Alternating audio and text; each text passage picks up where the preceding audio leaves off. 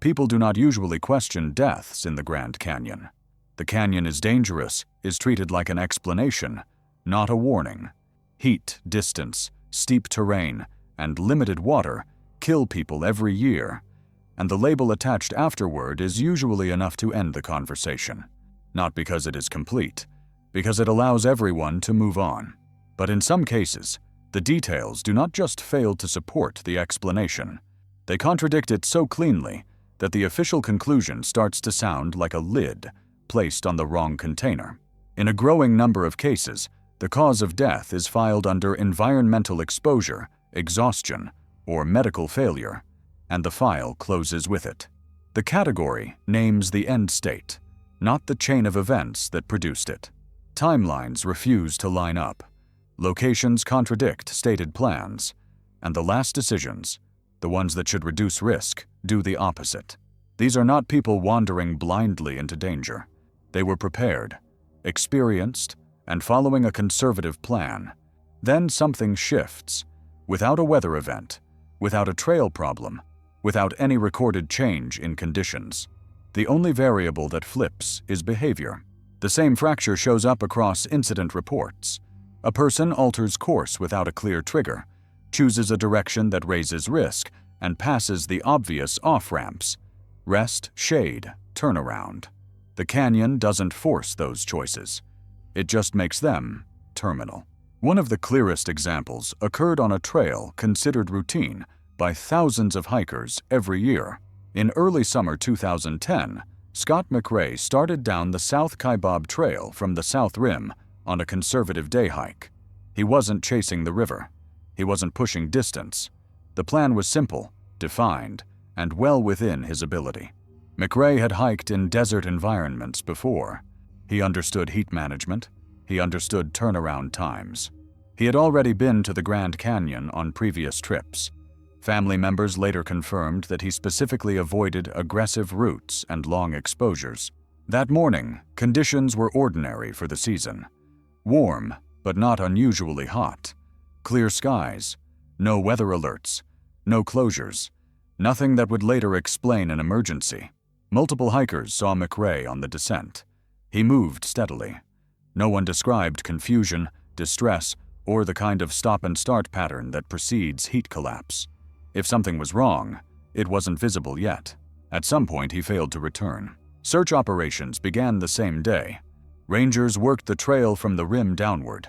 Helicopters scanned adjacent slopes and drainages. Thermal imaging was used after sunset. The assumption was simple. If McRae had encountered trouble, it would have happened lower on the trail, where heat exposure accumulates and fatigue sets in. That assumption turned out to be wrong.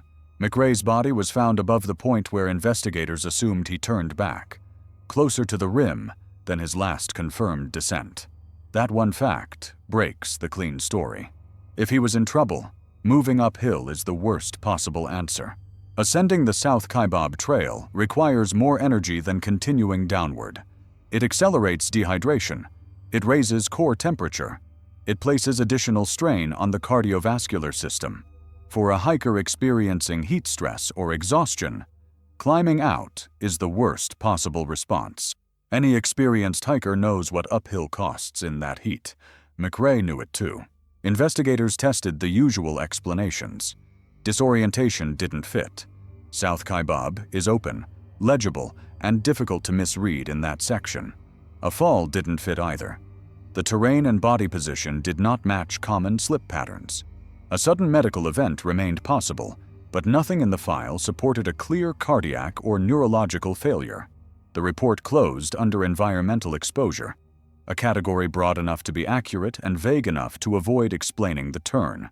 The official conclusion listed environmental exposure as the cause of death and acknowledged that the precise sequence of events could not be reconstructed.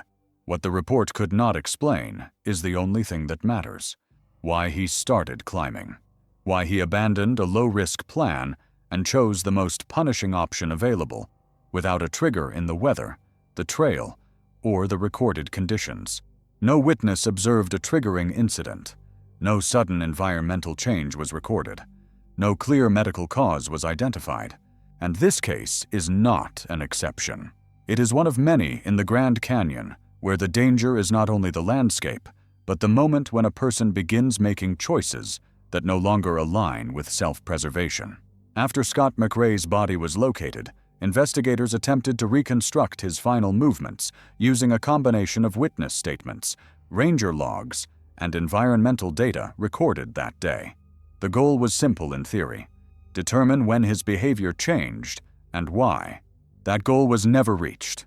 Based on witness reports, McRae had been moving downhill at a normal pace during the late morning. No one recalled him stopping for extended periods. No one observed signs of distress. No one remembered him asking questions or appearing confused. His behavior matched that of dozens of other hikers on the trail that day. There was no documented point where something visibly went wrong. Rangers examined the timing closely. The window between McRae's last confirmed sighting descending and the estimated time he began moving uphill was narrow. Within that window, there were no recorded temperature spikes, no sudden cloud cover, no wind shifts, and no trail incidents reported by other hikers. In other words, there was no external event that clearly explained the change in decision-making. Investigators also considered hydration levels. Dehydration is a common contributing factor in canyon fatalities, often impairing judgment before physical collapse occurs. McRae's equipment was examined for evidence that he had run out of water earlier than expected. That explanation did not hold. His containers were not empty. There was no indication that he had exhausted his supply at the point where his behavior would have needed to change. While dehydration could still have been developing, it did not appear severe enough to explain a complete reversal of route logic. Another possibility was heat illness progressing faster than anticipated. Heat exhaustion and heat stroke can cause confusion, impaired judgment, and tunnel vision. In extreme cases, victims make decisions that appear irrational to outside observers. But here again, the timing raised problems. Heat illness severe enough to override basic survival instincts usually presents warning signs: staggering, frequent stops, visible distress. None of these were reported by hikers who saw McRae earlier that day. And heat-related fatalities in the canyon overwhelmingly occur lower on the trail, where heat accumulation is greatest. McRae changed direction before reaching those zones. Investigators also examined whether McRae might have been attempting to reach assistance. One theory suggested he may have believed help was closer uphill, toward the rim, rather than farther down the trail. This explanation assumes a level of confusion inconsistent with the environment. South Kaibab is not an isolated backcountry route. It is well-traveled, well-marked, and clearly oriented. Any hiker descending knows that the rim is hours away by foot, not minutes. Another theory proposed that McRae experienced a sudden sense of urgency unrelated to physical condition, a perceived threat, an internal signal that something was wrong. Panic can alter decision-making even in experienced individuals. There was no evidence to support this. No reports of wildlife encounters, no trail incidents, no environmental cues that would trigger fear or urgency. Medical examiners explored the possibility of a silent cardiac event or neurological episode that impaired reasoning without immediate collapse. This remains one of the few explanations that cannot be fully ruled out. It also raises its own questions. If McRae was already compromised to that degree, how did he continue ascending for as long as he did? Why was there no sudden collapse earlier? Why was there no evidence of acute distress until the final outcome? Each explanation addressed part of the problem and failed to address the rest. Search coordinators later acknowledged an uncomfortable reality. The investigation relied heavily on assumptions about how a rational person should behave in danger. When behavior deviates from those assumptions, the investigative framework begins to break down. McRae did not behave recklessly. He did not push deeper into the canyon. He did not abandon the trail. He did not ignore obvious warning signs reported by others that day. He simply began moving in a direction that made survival less likely. That fact alone places his case among a specific subset of Grand Canyon deaths, cases where the environment does not fully explain the outcome, and where the final decisions made by the individual appear to contradict everything they knew about staying alive. No new evidence has emerged since the case was closed. No additional witnesses came forward. No overlooked data point resolved the contradictions. The official classification remains unchanged. What remains unresolved is not how dangerous the canyon is. That is well documented. What remains unresolved is why, in some cases, experienced people make choices that align more closely with failure than escape. Scott McRae entered the South Kaibab Trail with a plan that should have brought him back safely. Nothing in the conditions required him to abandon that plan. Nothing in the environment demanded a fatal outcome. And yet, the canyon recorded another death that fits poorly into the explanations meant to contain it. The investigation into Scott McRae's death did not end with a discovery. It ended when the available explanations were exhausted. Files were reviewed, timelines were refined, and theories were tested until none could be extended further.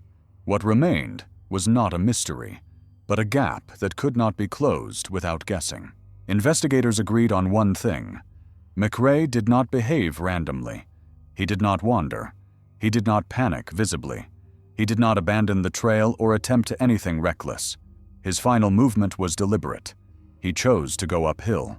That choice sits at the center of the case and resists every clean explanation. If he was suffering from heat illness, ascending accelerated the damage. If he was disoriented, the trail offered constant visual correction. If he believed help was closer uphill, that belief contradicted the physical reality of the canyon and everything experienced hikers know about it. If a medical event impaired his judgment, it did so without causing immediate collapse, without obvious warning signs, and without leaving conclusive evidence. Each theory answers one question and creates two more. The report was closed because no alternative category existed. Environmental exposure is a category that allows closure without certainty. It is accurate in the broadest sense and meaningless in the specific one. It explains that the canyon is dangerous. It does not explain why this death unfolded the way it did. McRae entered the canyon with a plan that required no improvisation. He encountered no documented crisis that forced him to abandon it. Nothing in the environment demanded a fatal outcome. And yet, his behavior shifted in a way that reduced his chances of survival. That is where the case ends, not with a revelation, but with an unresolved decision. And once you see that pattern, it becomes difficult to ignore it elsewhere. Once that kind of break becomes visible, normal behavior followed by a single choice that reduces survival, you begin to notice how often the canyon reaches the same result through entirely different paths. Some cases hinge on a single irrational pivot. Others remove the pivot entirely. One of those happened on the Bright Angel Trail, where disappearing should be almost impossible. In the early autumn of 2014, a family from Flagstaff entered the Bright Angel Trail shortly after sunrise. The group consisted of 2 parents and 2 teenage children. They were not attempting an overnight hike or a full descent to the river. Their plan was simple: walk to Indian Garden, rest, and return to the rim the same day.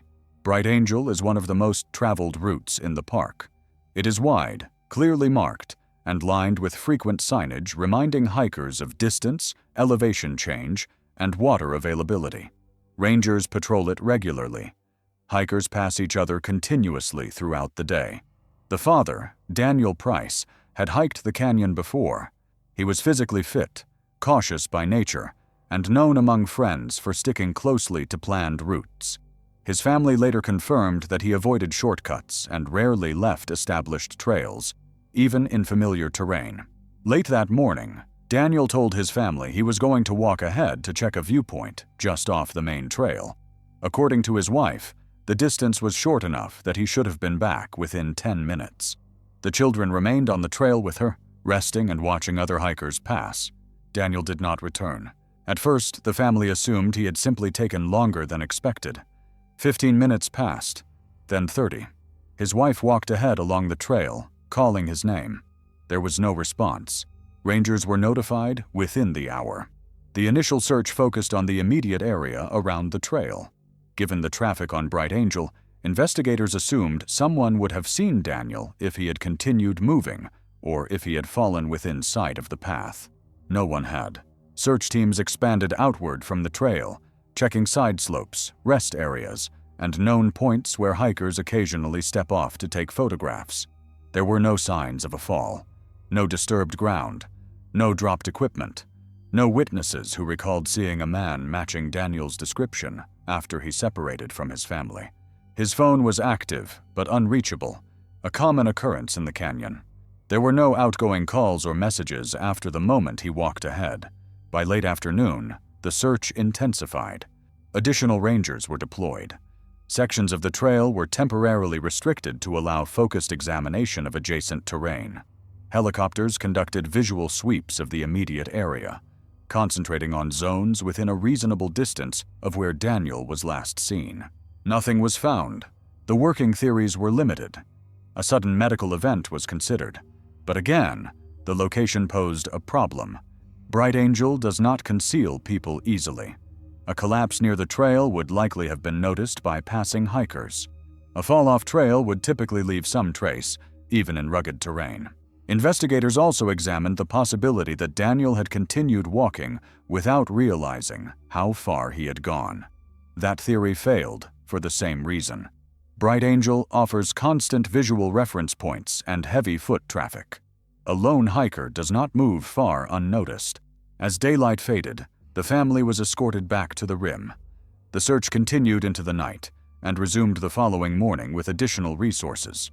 Daniel Price was never found. There was no evidence that he left the trail intentionally, no indication that he encountered danger, no explanation for how a person could vanish from one of the most monitored corridors in the Grand Canyon without leaving a single verifiable trace. Unlike Scott McRae's case, this one did not hinge on a final decision that could be analyzed. There was no clear turning point, no documented moment where behavior changed.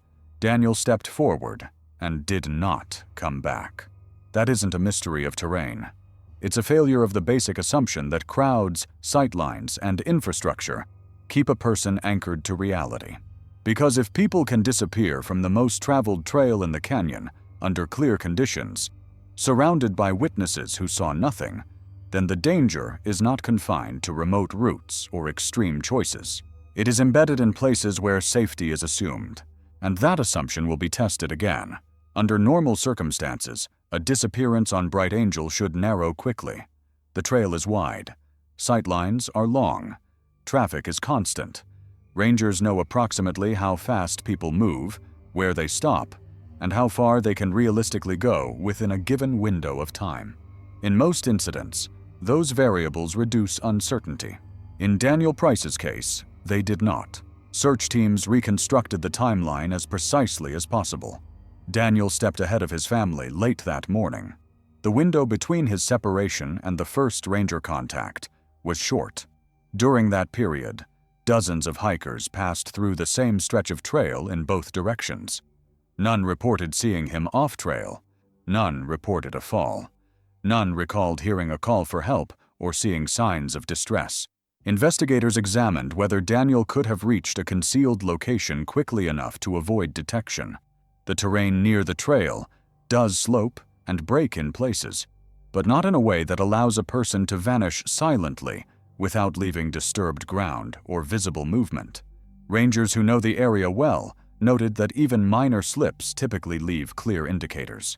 Scuffed rock, displaced gravel, broken vegetation, none were found. A medical emergency remained one of the primary theories. Sudden cardiac events can cause collapse without warning. In some cases, victims are unable to call out or move, but this explanation raised an immediate problem. A collapse near the trail would have occurred in full view of passing hikers. A collapse farther off-trail would have required deliberate movement away from the path first. There was no evidence supporting either scenario. Another theory suggested that Daniel may have continued walking, gradually moving farther ahead than intended. Investigators mapped how far he could have traveled on foot before his absence was noticed. That distance was limited. Even if he had walked continuously, he should have remained within areas heavily trafficked by other visitors. No one saw him.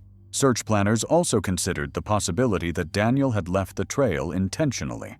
perhaps to reach a viewpoint or shortcut he believed was nearby. This idea conflicted with everything his family and friends described about his habits. He avoided off-trail travel. He followed rules. He stayed visible.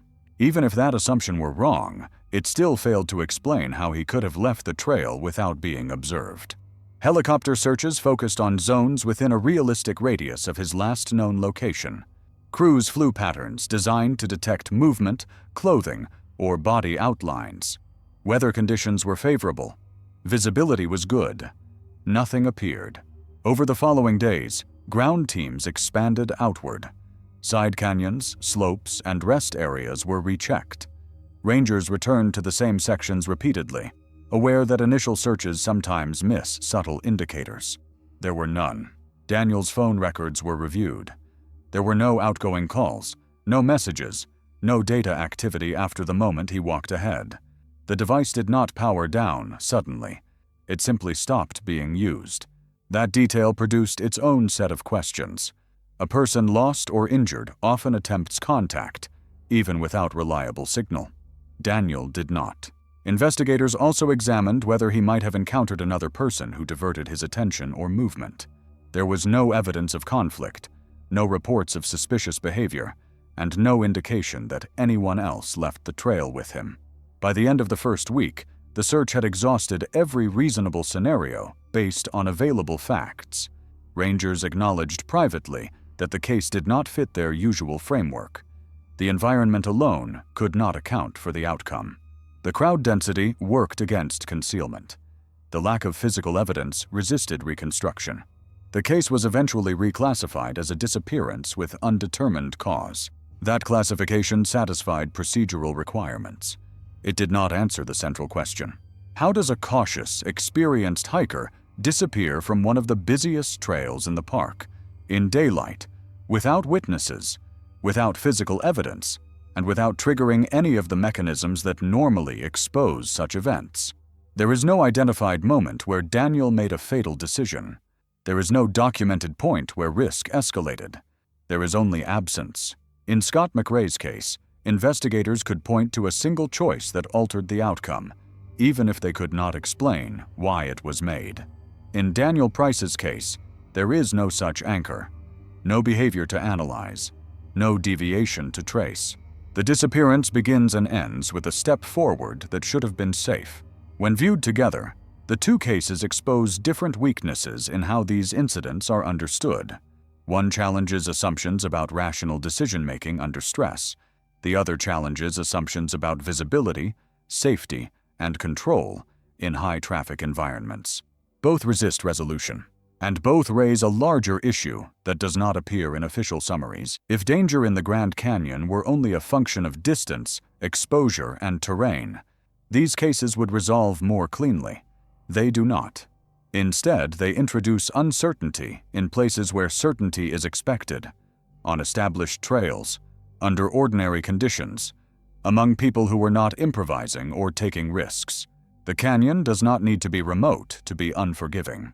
Sometimes it is most effective where people believe they are least vulnerable. If the Price case removes decision-making from the timeline entirely, the next one does something different. It leaves the plan intact and still ends in collapse. It involves a body that was found, examined, and classified, yet still leaves behind contradictions that no report has reconciled. Because in some situations, the question is not where a person went. It is how they reached a place they should never have been able to reach at all. The third case appears simpler on the surface because the person was found.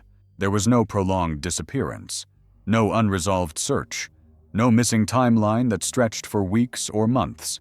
Investigators knew who the victim was, where he was located, and what ultimately caused his death. What they could not explain was how he got there. In late spring of 2018, John Pennington entered the Hermit Trail alone. He was in his early 40s, physically fit, and familiar with long-distance hiking.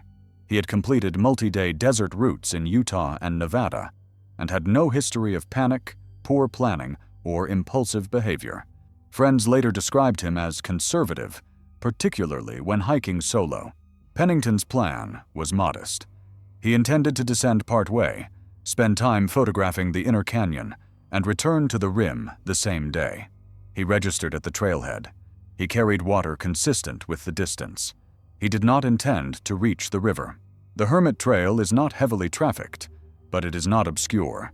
It is rugged in places, narrow in others, and known for loose footing. Rangers warn hikers that it demands attention, not that it conceals danger without warning. Pennington did not return that evening. A search began the following morning. Unlike disappearances on crowded routes, this case progressed quickly. Ground teams moved down the trail while aerial crews scanned adjacent slopes and drainage channels. Within hours, his body was located. The location was unexpected. Pennington was found on a relatively flat section of terrain, away from obvious fall zones. There were no cliffs immediately above him, no steep drop-offs, no exposed ledges that would explain a sudden loss of balance. He was not wedged between rocks or caught in vegetation. He appeared to have collapsed. The medical examiner later listed the cause of death as heat-related illness. Environmental exposure was cited as a contributing factor. On paper, the conclusion was acceptable. Heat kills people in the canyon every year. The details, however, raised questions. Weather records from that day showed temperatures that were warm, but not extreme for the season. Pennington was found at an elevation where temperatures are typically lower than at the river. Other hikers on the trail that day reported manageable conditions. None required assistance. None turned back due to heat. Pennington still had water. His containers were not empty. There was no indication that he had depleted his supply earlier than expected. There was no evidence that he had pushed beyond his planned distance. Heat illness was possible. Heat illness is always possible, but it usually leaves a pattern. Slowed movement, erratic pathing, attempts to find shade or water. None of those indicators were clearly present. Investigators examined whether Pennington may have overexerted himself early in the hike, accelerating heat stress before symptoms became obvious. This theory accounted for physical collapse, but not location. Overexertion typically manifests on ascents or exposed sections, not on level ground, where exertion decreases. Another possibility was a sudden medical event unrelated to heat. A cardiac episode could explain abrupt collapse without warning. Pennington's medical history did not indicate elevated risk, but absence of history does not eliminate possibility. This explanation raised a different problem. If a cardiac event occurred, why here? Why on a flat stretch of trail, rather than during a more demanding section earlier in the hike? Why was there no evidence of distress leading up to the collapse? Searchers also examined the surrounding terrain for signs that Pennington had attempted to move elsewhere. There were no clear footprints leaving the trail, no signs that he had sought shelter or shade, no indication that he had been attempting to descend or climb when he fell. He was simply there. The timeline suggested that Pennington had not been immobile for long before death. This was not a situation where someone lingered for hours, gradually succumbing. The collapse appeared relatively sudden. That detail eliminated several gradual failure scenarios. Rangers familiar with the Hermit Trail noted another inconsistency. Hikers experiencing early symptoms of heat illness or exhaustion often turn around or slow dramatically. Pennington did neither. There was no evidence that he altered his plan or recognized a developing emergency. The official report did not speculate beyond what could be supported medically. It did not attempt to reconstruct Pennington's final decisions.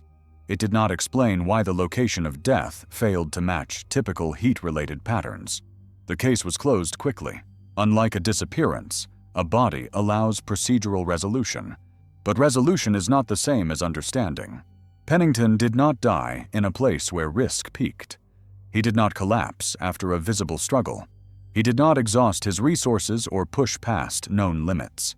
He died in a location where survival odds should have been higher, not lower. That contradiction places his case alongside others that resist clean categorization. Scott McRae's case centered on a decision that increased risk without explanation. Daniel Price's case removed decision-making entirely. John Pennington's case presents a third problem. Here the behavior appears normal. The planning appears adequate. The environment appears manageable. Yet the outcome still defies expectation. And that raises a different kind of question. If preparation, experience, and conservative planning do not reliably predict survival, what does? The next case complicates that question further, because it involves equipment designed to prevent exactly this kind of uncertainty. And it failed without leaving a reason why. John Pennington's case did not trigger extended review. There was no missing person file to revisit, no unresolved search to reopen. From an administrative standpoint, it was efficient. A body was found. A cause of death was assigned. The file was closed. What remained unresolved was not the mechanism of death, but the mismatch between circumstances and outcome. Experienced rangers later acknowledged that Pennington's location did not fit the pattern they expect in heat-related fatalities. Most victims collapse during sustained exertion, typically while climbing, or after pushing beyond planned limits. Pennington did neither. He was found where exertion would have been minimal and options would have been available. No evidence suggested he recognized danger in time to react. No attempt to seek shade. No movement toward water. No deviation from the trail. The collapse appears to have occurred without warning. This places Pennington's death into a category that investigators rarely discuss openly. Cases where the environment is cited as the cause, but the environment alone does not explain the timing, location, or suddenness of failure. Once the body is found, those inconsistencies rarely receive further attention. They accumulate quietly. Some investigations fail because there is no data. This one failed despite having it. In early autumn of 2016, Mark Ellison entered a remote section of the North Rim for a solo hike. He was a graduate-level geology researcher conducting field observations unrelated to park operations. Ellison was not reckless. He was methodical, detail-oriented, and accustomed to working alone in isolated terrain. Unlike most solo hikers, Ellison carried a satellite tracking device. Not an emergency beacon used only in distress, but a continuous tracking unit that transmitted his location at regular intervals. His route, speed, and stopping points were visible in near real time to a third-party monitoring service. Ellison filed a detailed plan with his department. His intended route was mapped. His expected return time was conservative. If he deviated, the deviation would be visible. For the first 2 days, nothing appeared unusual. The tracking data showed steady progress. Periodic stops consistent with fieldwork. Normal rest intervals. No abrupt changes in direction or pace. From a monitoring standpoint, the trip was uneventful. On the morning of the 3rd day, Ellison began moving back toward his vehicle. The data showed him following his outbound path in reverse, exactly as planned. By mid-morning, the signal continued normally. Then, without warning, it stopped. There was no distress alert, no manual activation, no gradual signal degradation. The transmission simply ended. When the monitoring service attempted to re-establish contact, the device did not respond. A search was initiated within hours. Because Ellison's last recorded location was precise, the initial search area was small. Rangers and ground teams moved directly to the final coordinates. The terrain was challenging, but navigable. Visibility was good. Weather conditions were stable.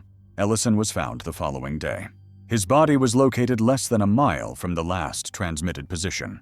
The cause of death was listed as a sudden medical event. Environmental exposure was ruled out as the primary factor.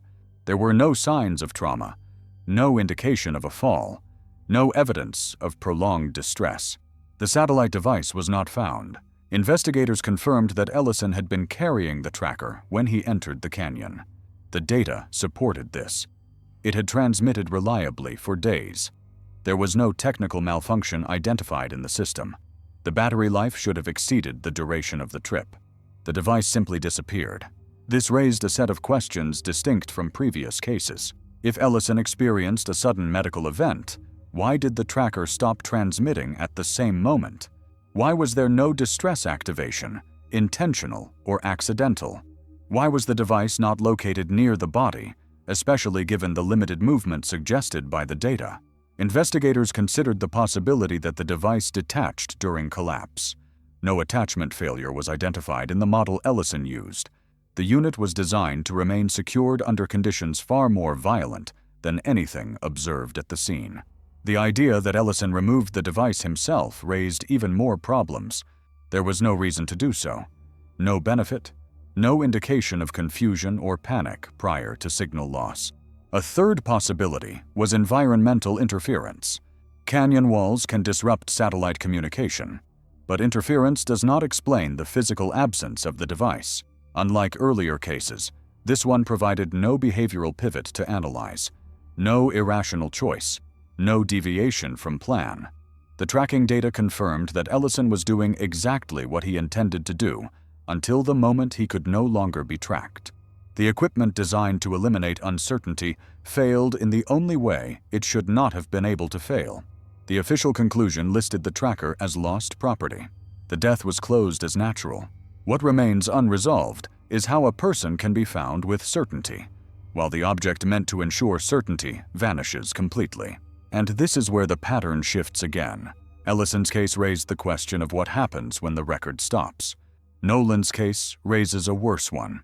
What happens when the record is perfect, and it still doesn't matter?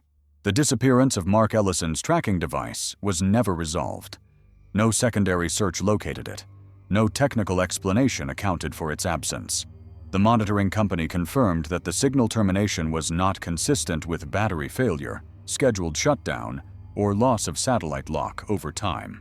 It ended abruptly, without warning. At the same moment, Ellison's movement stopped. Investigators were left with a conclusion that satisfied procedure, but not logic. Ellison died of natural causes. The device was lost. The two events were treated as unrelated. That separation was never justified by evidence. It was simply necessary to close the file. What made the case unsettling to those familiar with it was not the medical explanation. Sudden medical events happen. What made it unsettling was that the one variable designed to remove uncertainty behaved as if it were reacting to the same moment as the death itself. Ellison did not wander. He did not deviate. He did not make a final decision that could be examined or criticized. The data shows he was returning exactly as planned. And yet, the record of his presence ends where certainty should have been strongest. Once that case was archived, it joined others that share a similar feature. Not disappearance, not misjudgment, but a breakdown in systems that normally resolve ambiguity. The fifth case demonstrates this problem from the opposite direction. Here the equipment did not vanish. It functioned exactly as designed, and it still did not prevent a fatal outcome that investigators could not fully explain. In midsummer of 2019, Rebecca Nolan entered the canyon from the South Rim on a planned overnight hike. She was in her late 30s, physically fit, and highly experienced in desert environments. She worked as a physical therapist and regularly trained for endurance events. She had completed multiple canyon routes in the past and was familiar with the demands of heat and elevation. Nolan was not hiking alone. She was part of a two-person party. Her partner, Lisa Moreno, had similar experience and fitness. They planned a conservative route along the Tonto platform, with a scheduled overnight stop and a return the following day. Both carried adequate water. Both carried emergency supplies. Both carried satellite emergency beacons capable of sending location data and distress signals independently of cellular coverage. They checked in as planned on the first evening. The signal transmitted normally. Their location matched their intended campsite. Nothing appeared out of sequence. The following morning, the pair broke camp and continued along the platform. Conditions were warm, but not extreme. The terrain was exposed in places but manageable. They maintained a steady pace and stopped periodically to rest. Late that morning, Nolan collapsed. According to Moreno's later account, the collapse was sudden. There was no prolonged distress, no complaints of dizziness, no visible signs of heat illness leading up to it. Nolan lost consciousness and didn't regain it. Moreno activated the emergency beacon immediately. The signal transmitted successfully. Coordinates were received. Rangers acknowledged the alert and initiated response protocols. From a procedural standpoint, everything worked as intended. Rescue teams reached the location within hours. Nolan was pronounced dead at the scene. The cause of death was listed as heat-related illness, with dehydration cited as a contributing factor. Environmental exposure was again used as the overarching explanation. The equipment had functioned. The alert had gone through. The response had been timely. And yet, the outcome was the same. Investigators reviewed the case carefully. Unlike many canyon fatalities, this one had a witness. Moreno's account was detailed and consistent. Nolan had not been pushing the pace. She had not exhausted her water. She had not ignored warning signs. Medical examiners considered whether an underlying condition could have contributed. No conclusive evidence was found. Toxicology did not reveal substances that would impair thermoregulation or judgment. Heat illness remained the only explanation available. That explanation raised immediate questions. Why did symptoms progress so rapidly? Why was there no observable buildup? Why did a physically conditioned individual, familiar with the environment, collapse without warning under conditions others tolerated? Moreno later stated that what troubled her most was not the death itself, but the lack of any indication that something was wrong until it was irreversible. There was no moment to react, no decision to evaluate, no warning to heed. The emergency beacon confirmed location. It confirmed timing. It confirmed response. It did not provide understanding. This case differs from Ellison's in a crucial way. Nothing was missing. No data was lost. No signal failed. Every system functioned as designed. And still, the investigation reached a dead end. Together, these cases suggest a boundary that technology does not cross. Knowing where someone is does not explain what happens to them. Recording movement does not reveal motive or cause when the failure is sudden and internal. Up to this point, sudden collapse is one explanation people lean on. Keller's timeline doesn't allow that comfort. No trackers, no beacons, no continuous data. Only a body found in a place that should have been unreachable, and a route that does not lead there. Rebecca Nolan's case did not generate controversy inside the Park Service. From a procedural standpoint, it was clean. A distress signal was sent. A response was executed. A body was recovered. A cause of death was assigned. The system did what it was designed to do. What made the case linger was not what failed, but what offered no warning. Heat-related deaths in the canyon usually follow a recognizable progression: early fatigue, slowed pace, confusion, attempts to rest longer than planned, missed check-ins. Nolan displayed none of these indicators. According to the only witness present, her condition changed in minutes, not hours. Investigators reviewed physiological explanations that might accelerate collapse: electrolyte imbalance, undiagnosed cardiac conditions, rare reactions to heat stress. None could be confirmed. None could be ruled out. The medical findings were inconclusive enough to allow closure without clarity. Moreno later described a detail that did not appear in the official summary. Nolan had stopped to adjust her pack shortly before collapsing. Not because she was struggling, but because everything felt normal. That moment mattered. It meant Nolan had enough awareness and control seconds before losing consciousness to perform a routine action. There was no warning window. That absence of transition appears in several canyon cases. Not gradual failure, but abrupt loss of function. When it happens, survival depends entirely on proximity to help. Nolan had that. It still did not change the outcome. The file was closed. In isolation, Nolan's death fits within the statistical noise of canyon fatalities. In sequence with the others, it reinforces a troubling pattern. Preparation reduces risk. Technology reduces uncertainty. Neither guarantees time. The next case removes the element of sudden collapse entirely. The person involved remained mobile, alert, capable of movement long after something had gone wrong. What investigators could not explain was the location where that movement ended. In the autumn of 2015, Thomas Keller entered the canyon from the North Rim alone. He was in his late 50s, a retired civil engineer with extensive backcountry experience. He had completed rim-to-rim hikes in both directions and was known among friends for conservative pacing and detailed route planning. Keller's intended route was documented. He planned to descend a maintained trail, spend several hours in the inner canyon photographing geological formations, and return the same way. He did not plan to traverse laterally or enter side drainages. He told 2 separate contacts when to expect his return. When Keller failed to check in that evening, the response was measured. Delays happen. Weather had not changed.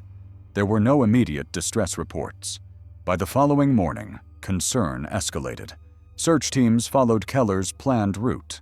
They found no sign of distress, no discarded gear, no deviation from the trail in the early sections. Helicopter crews scanned predictable fall zones along the descent. Late on the second day, Keller was located.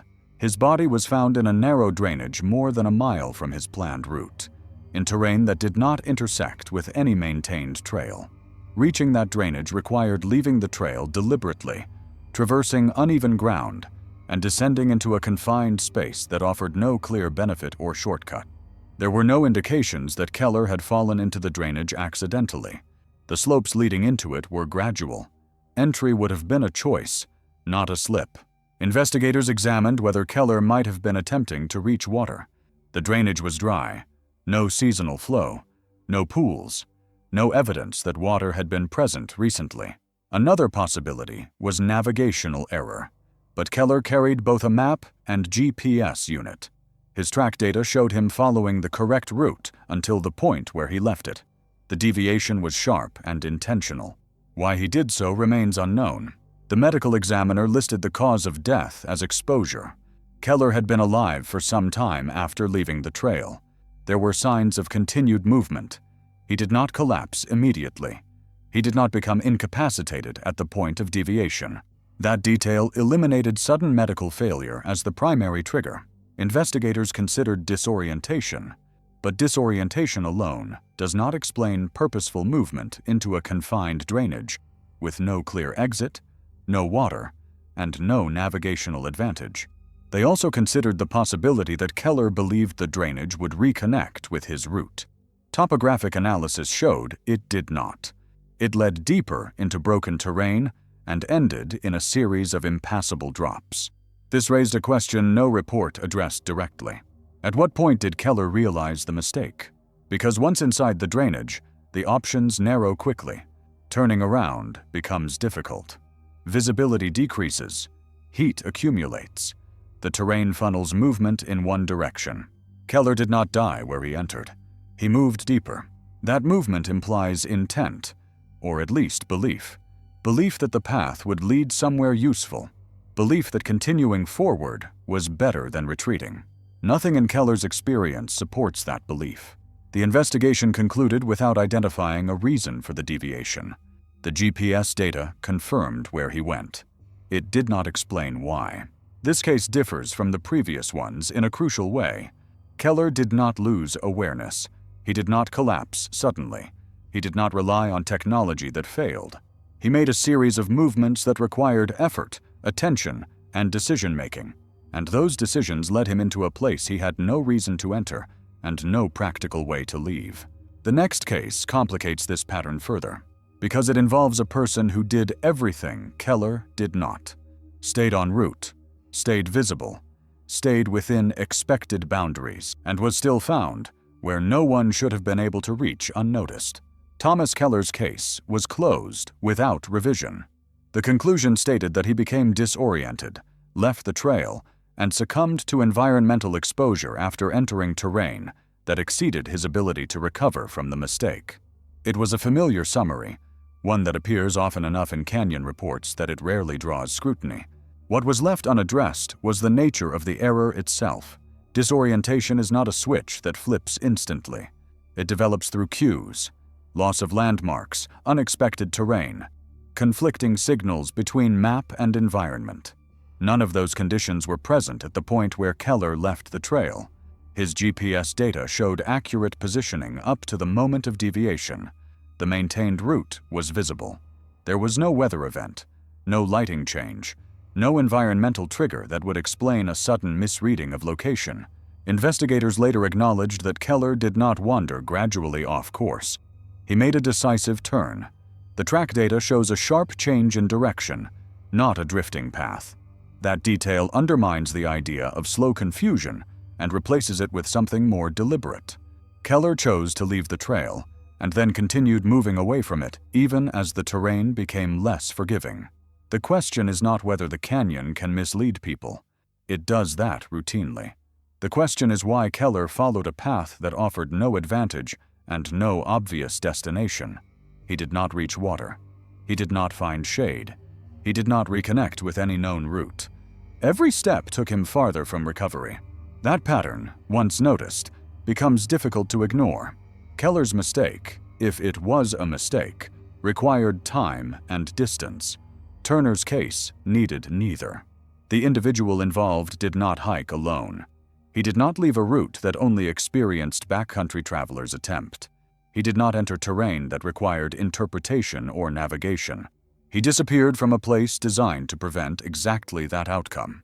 In the spring of 2013, Michael Turner entered the canyon from the south rim as part of a guided group hike. Turner was 62 years old, recently retired, and physically active. He had no history of cognitive impairment and no documented medical conditions that would impair mobility or awareness.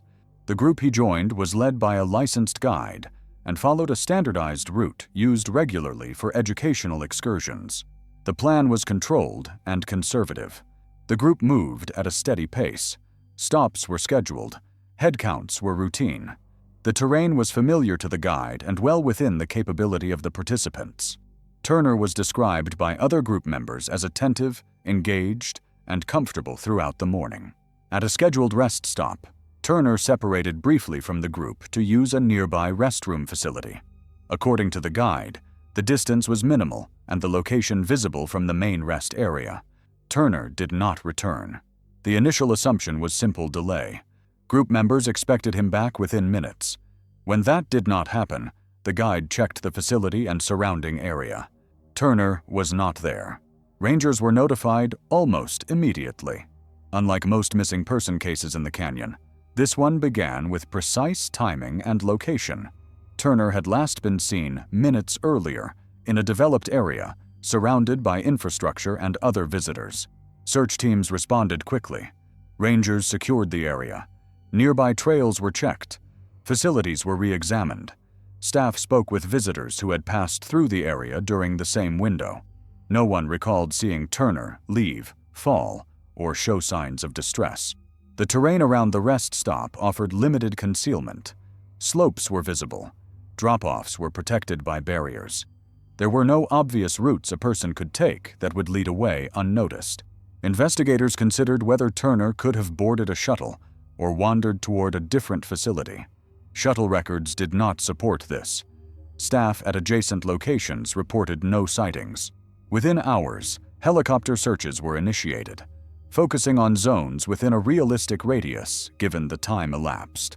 Ground teams expanded outward methodically, checking areas that Turner could have reached on foot without being observed. They found nothing. Turner's belongings remained with the group.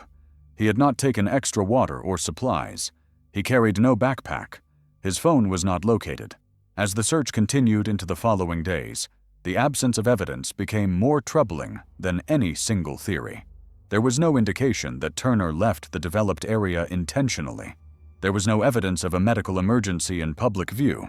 There was no sign of a fall or sudden incapacitation. The case did not resolve quickly. Despite the controlled setting, the exact point where Turner ceased to exist within the observable environment could not be identified. Unlike Keller's case, this was not a matter of entering the wrong terrain. Unlike Nolan's, it was not a sudden collapse. Unlike Ellison's, it did not involve equipment failure. Unlike McRae's, there was no decision to analyze. Turner vanished in a place designed to prevent vanishing. The official explanation leaned toward medical emergency combined with rapid environmental concealment. It was offered without supporting evidence and accepted because no alternative explanation could be substantiated. No one could explain how concealment occurred so quickly. No one could identify where it happened. No one could reconcile the lack of witnesses with the density of people in the area. What remained was a disappearance that did not depend on remoteness, poor planning, or extreme conditions, and that raises a problem that extends beyond any single case. If people can be lost from managed spaces as easily as from remote terrain, then the assumption that visibility equals safety is flawed. And if that assumption fails, then many of the boundaries used to categorize risk inside the canyon no longer hold. With Turner, the problem was absence. With Simmons, the problem was presence, in a place already covered, and the body still appeared where it should not have been. The search for Michael Turner expanded far beyond what his disappearance initially suggested. Because the location was developed and heavily trafficked, investigators assumed that answers would emerge quickly. They did not. Rangers reconstructed the area minute by minute. They reviewed maintenance schedules, shuttle movements, visitor logs, and staff activity. They mapped sightlines from the rest stop, measuring what could be seen and from where. The conclusion was uncomfortable. There were very few blind spots. Any sustained movement away from the area should have been visible to someone. That assumption failed repeatedly. Search teams focused on the possibility that Turner experienced a sudden medical emergency and collapsed in a location that concealed him from immediate view.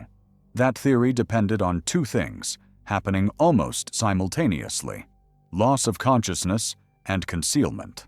Investigators were unable to identify a place where both could occur without leaving evidence. The terrain did not support it. The vegetation was sparse. The slopes were shallow. Barriers limited access to drop-offs. There were no drainage channels or depressions capable of hiding a body quickly. The idea that Turner wandered off intentionally was also examined. His belongings remained behind. He had no reason to separate permanently from the group. No one reported agitation, confusion, or emotional distress. The separation occurred during a routine break, not a moment of decision. Surveillance footage from nearby facilities was reviewed. It showed no sign of Turner entering or exiting any structure beyond the restroom area. Shuttle drivers reported no unaccounted passengers matching his description. Park staff, stationed nearby, recalled nothing unusual. Days passed, then weeks. The search transitioned from immediate response to recovery mode. Coverage widened. Helicopter flights extended into less likely zones. Ground teams revisited areas already searched, aware that early passes sometimes miss subtle indicators. Nothing changed. The absence of physical evidence became the defining feature of the case. There was no item left behind to anchor the timeline. No clothing, no equipment, no trace of movement beyond the last confirmed sighting. Turner was never found. The official explanation settled on a combination of medical emergency and environmental factors. It was not supported by direct evidence, but it allowed the case to be closed. The file noted that the precise circumstances of the disappearance could not be determined.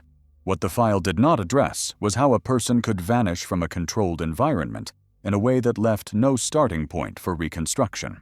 In the cases examined so far, each failure followed a different path. McRae made a decision that contradicted survival logic. Price disappeared without a decision at all. Pennington collapsed where exertion should have been minimal. Ellison's tracking data ended where certainty should have been strongest. Nolan collapsed without warning, despite preparation and proximity to rescue. Keller walked deliberately into terrain that offered no advantage. Turner adds a different contradiction. Here risk was managed. Movement was limited. Visibility was high. Oversight was present. And still, the outcome could not be explained. At this point, coincidence becomes harder to rely on. Not because the cases are identical. They are not. But because each one undermines a different assumption about safety, predictability, and control. Together, they suggest that the framework used to understand danger in the Grand Canyon is incomplete. Search errors can be argued. What comes next is harder to argue because the search begins while the person is still supposed to be in view. A place where nothing was found until something was. In the summer of 2012, park officials responded to a report that initially appeared routine. A hiker had been found deceased in a section of the canyon that had already been searched multiple times during an earlier operation. At first glance, This suggested a missed detail rather than a deeper problem. That assumption did not survive closer examination. The man was identified as Harold Simmons, a 68-year-old retired school administrator from Arizona. Simmons was not an experienced backcountry hiker, but he was not reckless. He stayed on established routes, avoided extreme heat, and preferred short, well-documented trails. On the day he entered the canyon, he followed a popular rim access path known for clear visibility and regular foot traffic. Simmons was reported missing when he failed to return by early evening. Rangers initiated a search within hours, focusing on the immediate trail corridor and adjacent slopes. Helicopters conducted visual sweeps. Ground teams worked in overlapping patterns. The area where Simmons was later found was covered repeatedly during this phase. Nothing was located. After 3 days, the search was scaled back. The assumption was that Simmons had moved beyond the initial perimeter or entered a drainage not yet examined. Attention shifted outward. 10 days later, Simmons's body was discovered by a maintenance crew less than half a mile from where he had last been seen. The location was not remote. It was not concealed by heavy vegetation or complex terrain. It sat within a zone that had been searched on foot and from the air multiple times. Rangers familiar with the operation confirmed that they had passed within sight of the location during earlier sweeps. There were no signs that the body had been intentionally concealed. No covering, no disturbance indicating later placement. The surrounding ground showed no clear evidence of recent movement. The medical examiner listed the cause of death as dehydration and exposure. Based on condition, Simmons had not survived long after entering the canyon. This created an immediate conflict. If Simmons had died early, his body should have been present during the initial searches. If he had survived longer and moved into the area later, there should have been signs of travel. Neither scenario aligned with the evidence. Investigators explored whether environmental factors could explain delayed discovery. Lighting conditions, shadows, heat distortion. None sufficiently accounted for repeated failures to detect a body in an open area. Search team members later acknowledged that this case unsettled them more than most, not because of mystery, but because it challenged confidence in the search process itself. They had done everything correctly. The methods were sound. The coverage was thorough. And yet, something fundamental had been missed, or something had changed. The possibility that the body had been moved was considered and dismissed. There was no evidence of human interference. Wildlife activity could not explain relocation over that distance without leaving signs. The file ultimately framed the discovery as a tragic oversight. Human error during search operations was cited as the most likely explanation. That explanation requires acceptance of a rare coincidence. Multiple trained teams, using established protocols, failing independently in the same place. Simmons's case differs from the others in one critical respect. He did not vanish completely. He was not found in impossible terrain.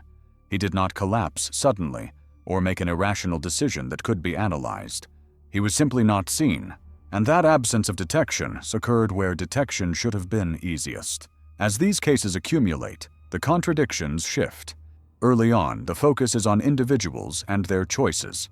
Later, it moves to systems and processes. Finally, it reaches a point where neither seems sufficient. The next case sits at that intersection, because it involves a search that was not only extensive, but continuous. A situation where eyes never left the area, and the outcome still defied expectation. What unsettled investigators about Harold Simmons's case was not simply that a body had been missed. Missed detections happen, even in organized searches. What unsettled them was that the miss occurred in an area where time and visibility should have worked in their favor.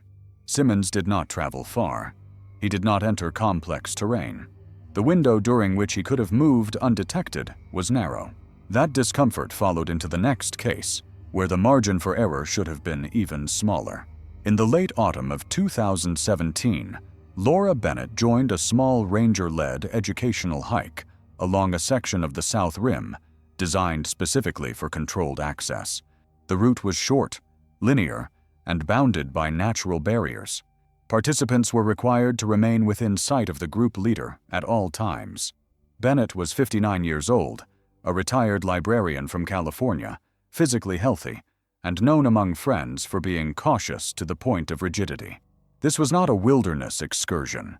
It was a structured walk, lasting less than 2 hours, intended to introduce visitors to geological features visible from the rim. The group consisted of 9 people, including the ranger. Visibility was excellent. Weather conditions were stable. There were no intersecting trails, no blind turns, and no unmonitored access points. Approximately 40 minutes into the walk, the group stopped at a designated overlook. According to the ranger, Bennett stood several feet behind the main cluster, adjusting her jacket. The ranger addressed the group briefly, pointing out features across the canyon. When the ranger turned back, Bennett was no longer there. The time elapsed was measured in minutes. Initial assumptions mirrored those in Turner's case. A short delay, a restroom stop, a misunderstanding about where to regroup. The ranger retraced the last segment of the path immediately, calling Bennett's name. Other group members were instructed to remain in place. There was no response. Rangers secured the area within minutes. Because the route was controlled, the search zone was extremely limited. There were only 2 directions Bennett could have gone, both of which remained under observation once the group stopped. Search teams arrived quickly. They examined the immediate surroundings, the path itself, and the terrain beyond the safety barriers. There were no signs of a fall, no disturbed ground, no personal items. The possibility that Bennett climbed over a barrier was considered. These barriers were not symbolic. They were designed to prevent accidental or intentional crossing. Scaling them would have required deliberate effort and would have been visible to others nearby. No one saw her do so. Helicopter support was requested, despite the improbability of a rapid descent. Aerial crews scanned below the rim, focusing on areas directly beneath the overlook and adjacent slopes. Nothing was found. As the hours passed, the case began to mirror an earlier pattern: a disappearance without a mechanism, no point of error, no deviation that could be reconstructed. Investigators considered whether Bennett may have experienced a sudden medical event and collapsed in a location hidden from immediate view. That explanation again failed under inspection. The terrain offered no concealment capable of hiding a body within the available time. The path was open. The surroundings were exposed. There was also no evidence that Bennett left the group voluntarily. She had expressed no discomfort, no desire to separate, no confusion. Her behavior up to the moment she vanished was unremarkable. The search continued into the night and resumed the following day. Ground teams expanded outward, though the logic of doing so weakened with every hour. The more distance added, the less plausible the disappearance became. 3 days later, Bennett's body was found. The location was below the rim, but not directly beneath the overlook. It was offset laterally, in a position that suggested movement rather than a straight fall. The terrain between the overlook and the recovery site included barriers, uneven ground, and a slope that did not naturally funnel movement in that direction. Medical examination indicated death by blunt force trauma consistent with a fall. Environmental exposure was listed as a secondary factor. This conclusion answered one question and raised several more. If Bennett fell, from where did she fall? The overlook did not align with the recovery site. No other accessible edge matched the trajectory implied by her position. If she moved along the rim before falling, how did she do so without being seen by the group or the ranger? Investigators were unable to identify a point where Bennett left the controlled route. There was no evidence of barrier breach, no disturbance, no witnesses. The case was closed with the explanation that Bennett somehow separated from the group and fell into the canyon. The word somehow did significant work. Unlike Simmons's case, the problem here was not misdetection over time. It was absence of observation in real time. Bennett vanished while people were present, attentive, and aware. At this point, the pattern becomes difficult to dismiss as coincidence. Some people disappear while alone, others while accompanied. Some are found quickly, others are never found at all. Some are tracked, others are watched. The failures are inconsistent, but the result is not. In each case, the point where understanding should begin is missing.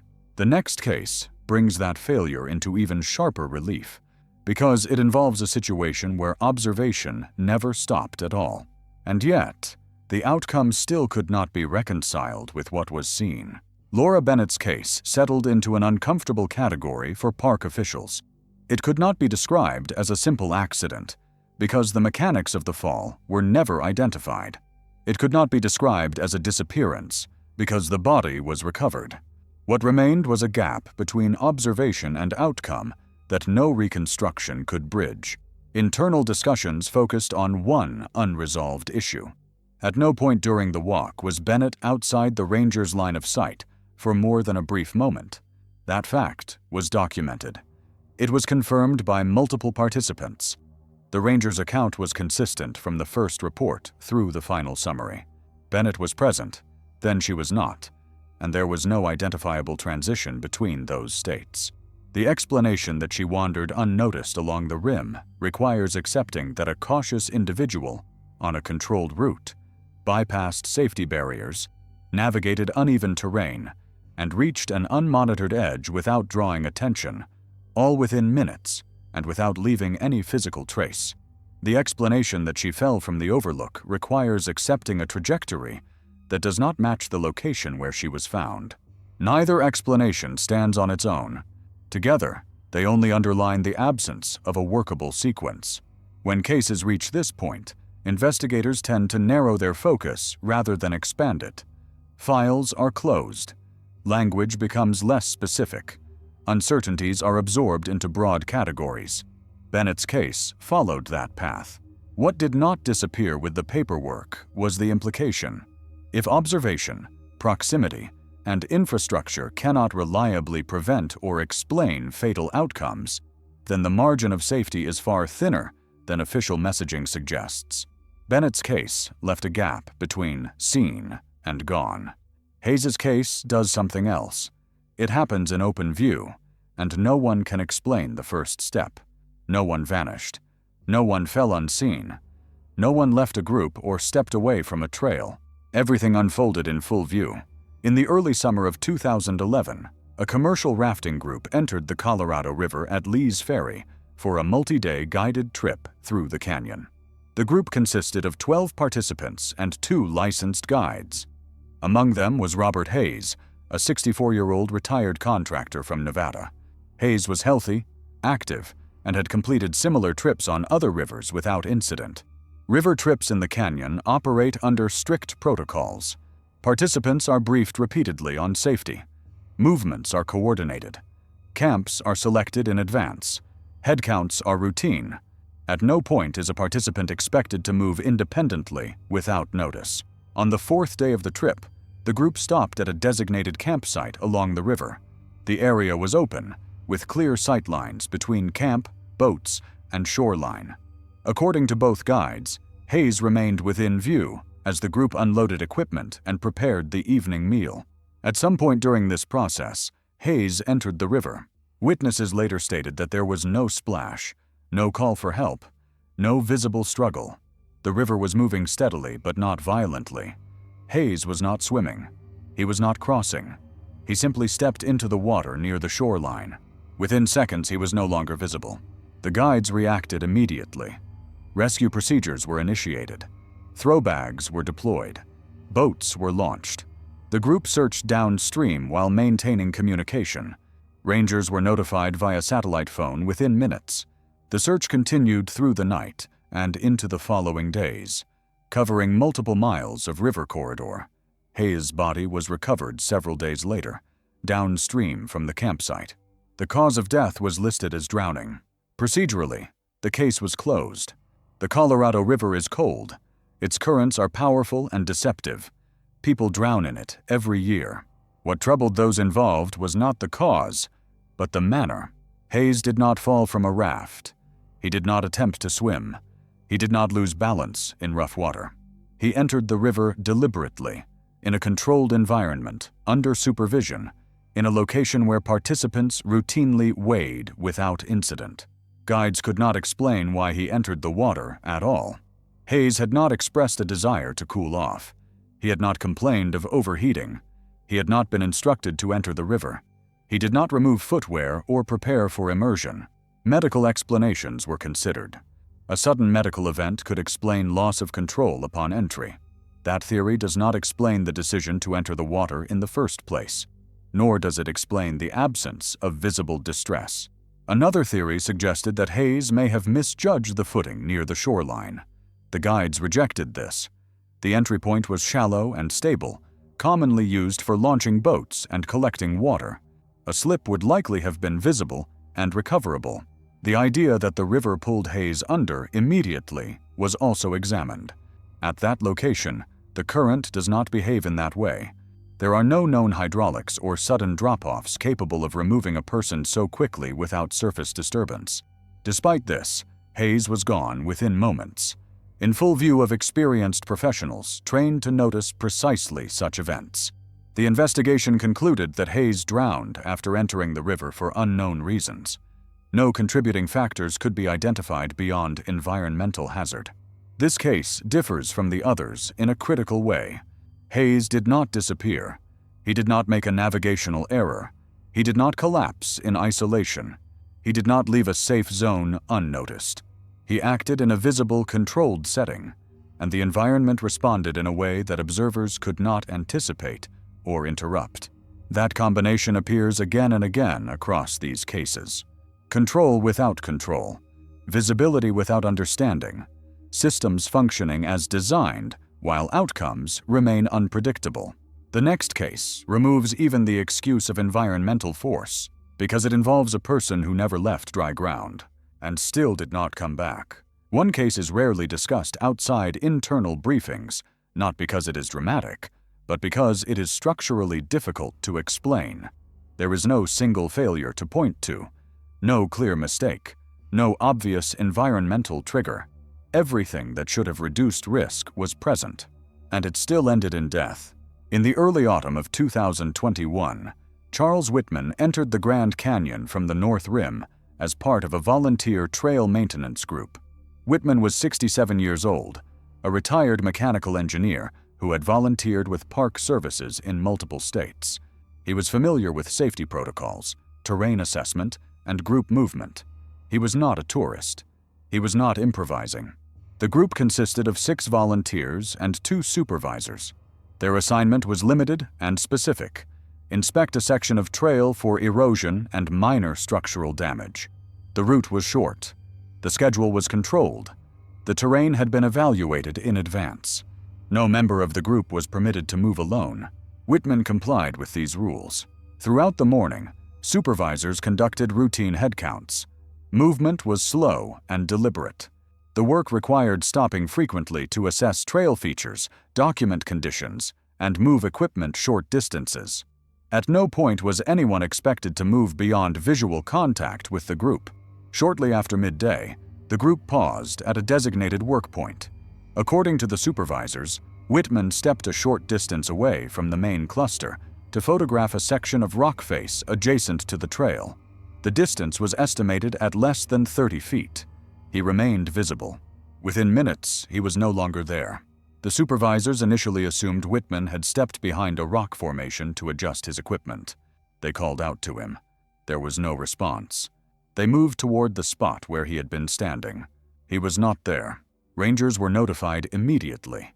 Because Whitman had last been seen moments earlier, the response was swift. The area was secured.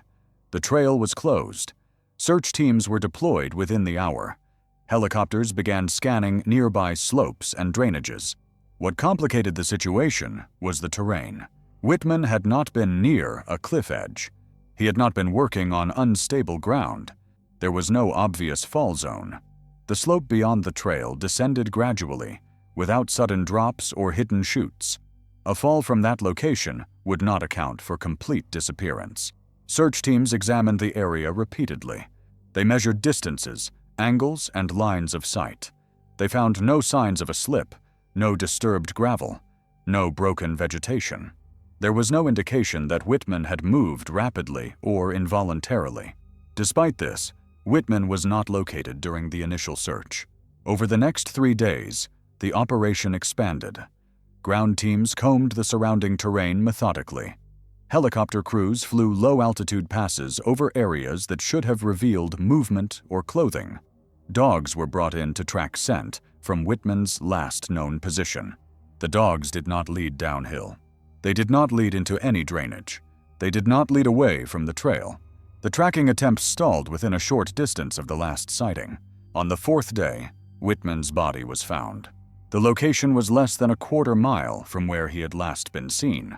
The position of the body immediately raised concerns. Whitman was found in a narrow recess formed by rock outcrops, partially obscured, but not concealed. The area had been searched multiple times. Rangers confirmed that teams had passed within sight of the location during earlier sweeps. There were no signs that the body had been moved after death. No drag marks. No disturbance suggesting relocation. The medical examiner concluded that Whitman had died from blunt force trauma consistent with a fall. This conclusion did not resolve the primary issue.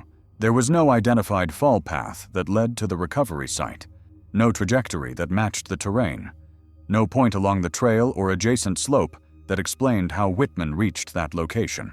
Equally troubling was the timing. Medical findings indicated that Whitman did not survive long after the incident. He was likely deceased within hours of his disappearance. That meant his body should have been present during the earliest search efforts. It was not found. Investigators considered whether Whitman could have moved himself after injury. The nature of the trauma made that unlikely. They considered whether he could have fallen earlier than assumed. That conflicted with witness accounts placing him alive moments before he vanished. They considered whether search teams had simply missed him.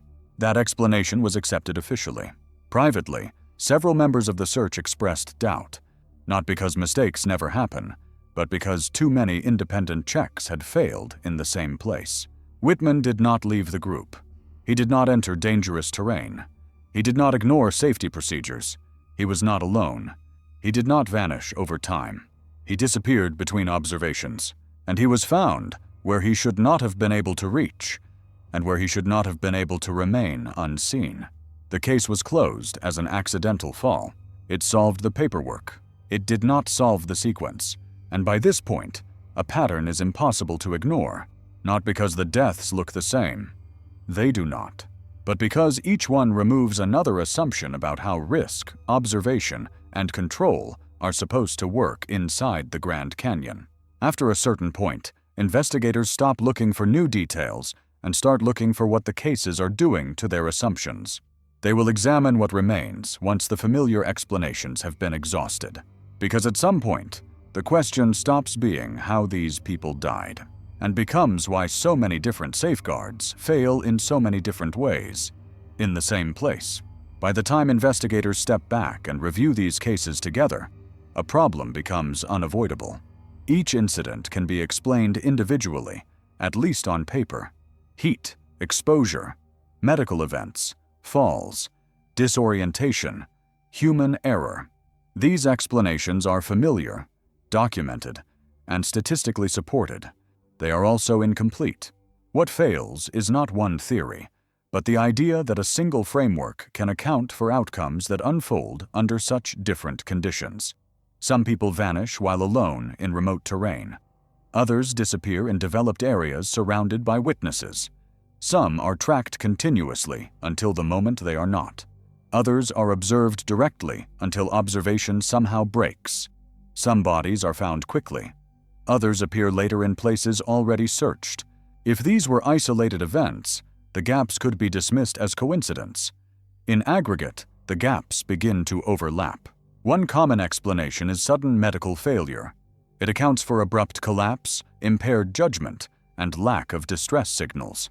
It does not account for why collapse so often occurs in locations that contradict expected patterns, or why individuals sometimes continue moving purposefully after a failure severe enough to be fatal.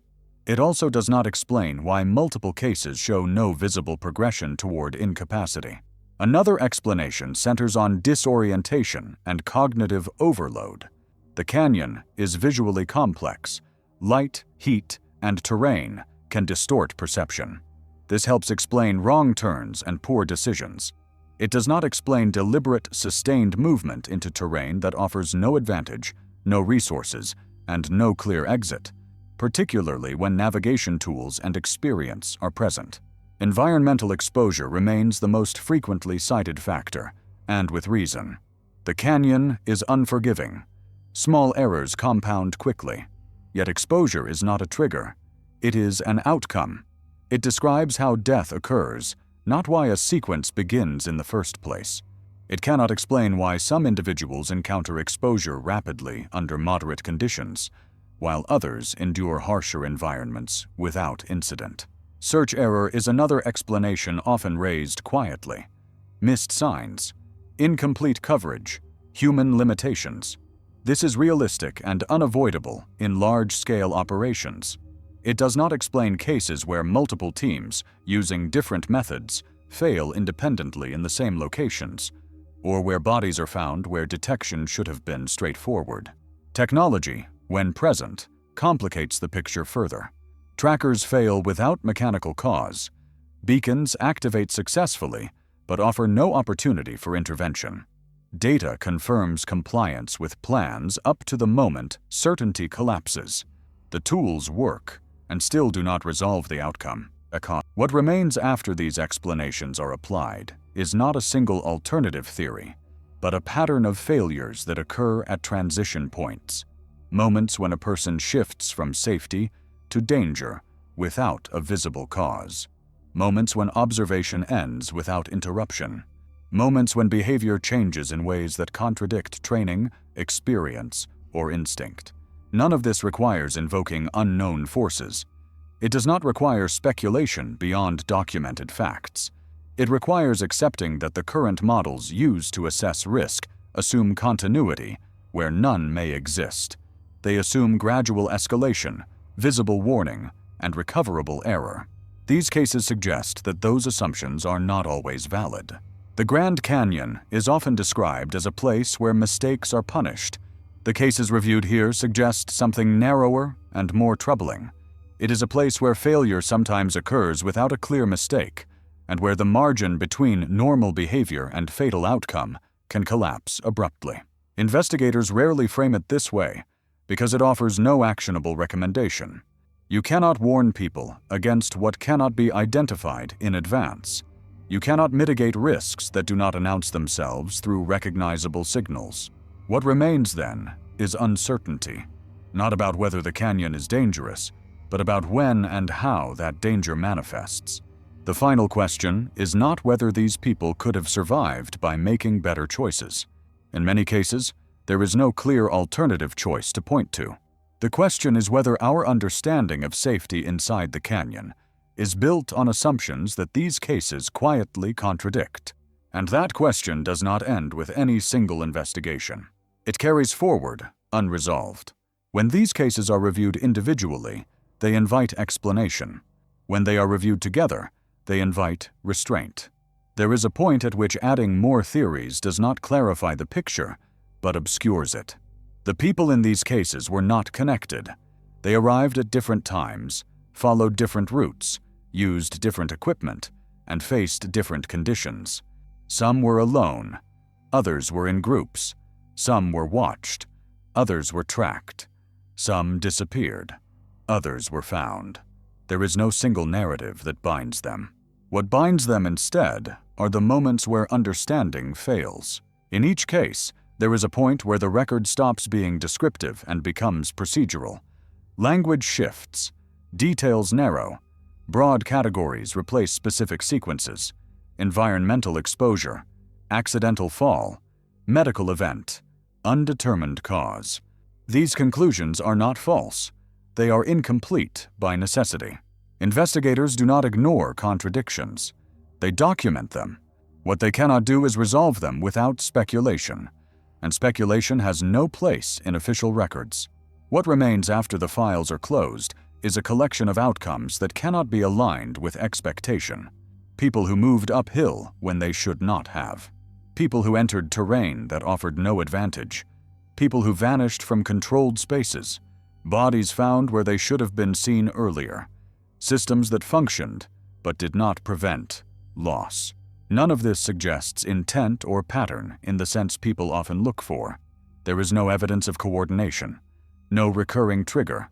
No identifiable mechanism that repeats across cases. What repeats instead is the collapse of assumptions. The assumption that experience guarantees better decisions. The assumption that visibility prevents disappearance. The assumption that technology eliminates uncertainty.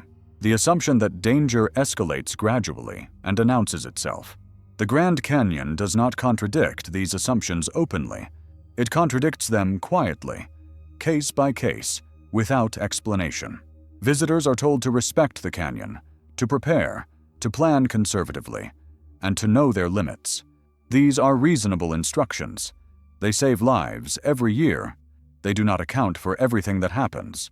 What these cases show is not that the canyon is unknowable, but that it is indifferent to the frameworks used to understand it. The canyon does not adjust to human expectation. It does not conform to categories. It does not provide narrative closure. Some deaths fit cleanly into known risks. Others do not. The ones that do not are rarely emphasized, not because they are rare, but because they resist summary. There is no warning sign for what cannot be predicted. There is no correction for a mistake that cannot be identified until after it has already taken effect. The canyon remains. The trails remain. The reports remain. What's missing are the transition points, the moments where fine becomes irreversible without announcing itself. They aren't marked on maps. They don't show up in forecasts. They don't repeat the same way, twice. Visitors are told to respect the canyon, plan conservatively, and know their limits. That advice saves lives. It just doesn't explain the cases where limits were respected and the outcome still arrived. Clean, fast, and without a readable cause. That is the part no brochure can teach. Sometimes the canyon doesn't punish mistakes. Sometimes it punishes continuity, the assumption that danger will escalate slowly enough to be recognized in time.